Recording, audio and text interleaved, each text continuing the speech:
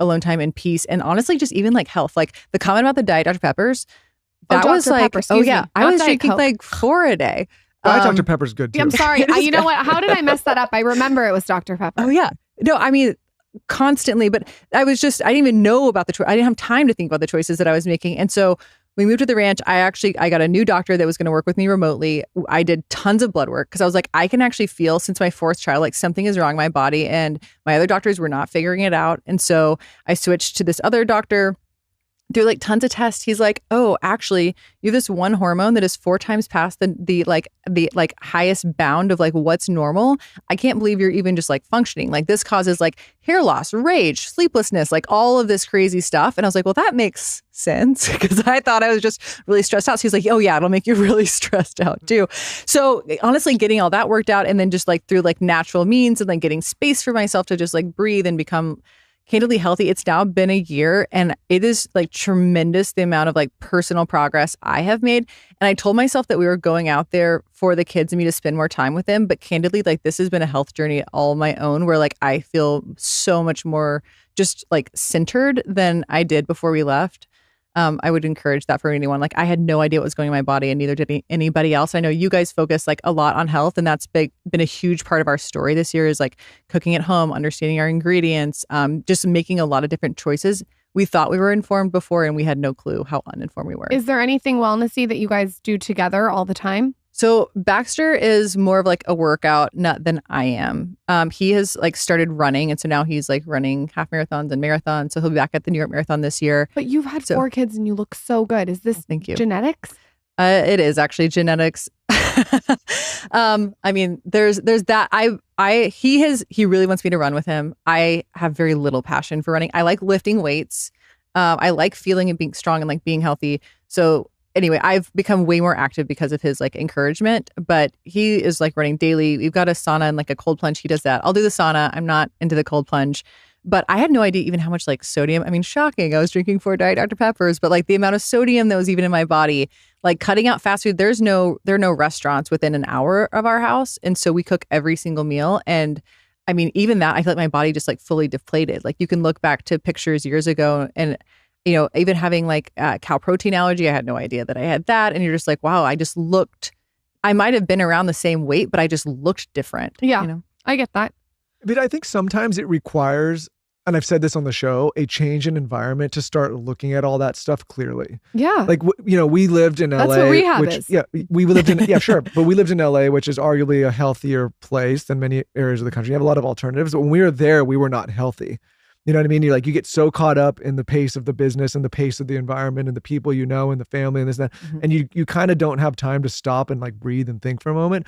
You know, this is obviously not the country where we live in Austin, but for us, we came out here isolated away from our family and friends and core group. Mm-hmm. And so we use this space as what you're talking about. And when we go to LA or New York, it's the other stuff. Yes. But I think like for people that are struggling with their health and wellness and mental well-being, this is not as easy to do for everybody, but sometimes like just a little move or a change in environment can like just like a reset. reset. Yeah. No, completely. And it allows you to be a couple. Like what I'm hearing from you is like ejecting from like even friends and family. It allows you to like refocus on yourselves. And Baxter and I very much found that all of a sudden you have this extra time for each other and for like conversations and doing things together and learning things together. And I think it's been really healthy for our relationship. I love our family, and I got to be careful saying this because I know many of them will listen.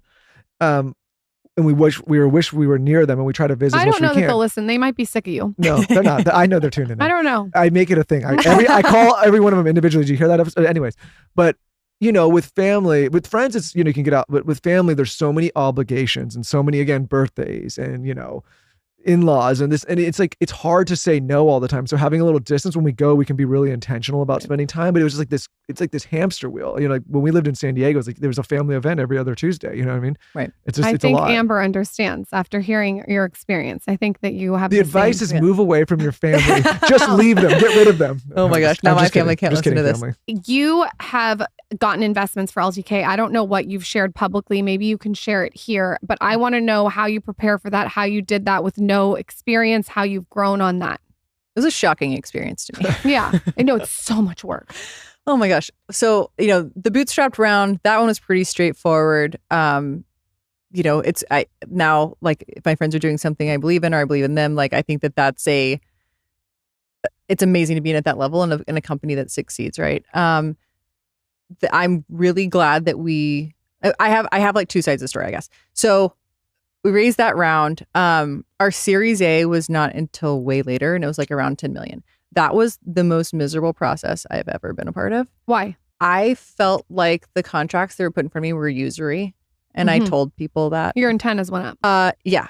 I was like, wait, I've been building this business. I did this thing. I'm the critical person, but you get to run my board and my company and own most of it. Ooh. And wow. There was just a lot of terms that when you got down to it, it was terms that maybe actually on the surface looks like everything's great. Like I'm getting this investment, they get this and then you go down to like the stuff they get to control. And you're like, well, actually they control everything because they control this stuff. And so I found it really offensive. There was one group that we got to truly the finish line with, like day of funding, and it fell apart. And that was the group that I really struggled with the entire time. And like we flew out to San Francisco to have like breakfast to like talk it out. Cause I was like, I get that you think that I'm just like, you just don't get it, Amber, because you've just never raised money before and you're just not in this industry and this is just how things work. And I was like, this is so highly offensive to me.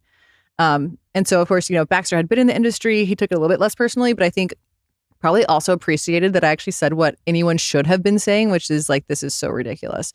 So, you go on this whole like roadshow tour, you're showing everyone your stuff. Again, back to like context of time. This was 2015 was our Series A.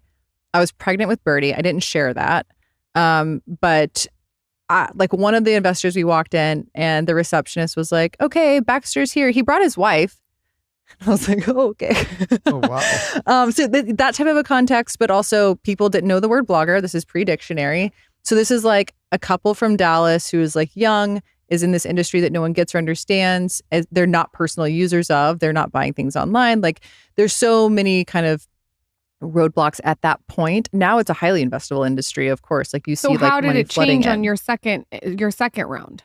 So after that, we were like, we're never doing this again. But quickly, for young founders that are maybe going through this and thinking about capital, what are some of the maybe terms or things you would tell them to look out for in hindsight? And now that you've done this with so many subsequent rounds. Well, I have a couple of things too, just about fundraising. It's been glorified by the industry. Like there's a PR machine that makes raising money like the sexiest thing. And I remember we used to launch all this stuff.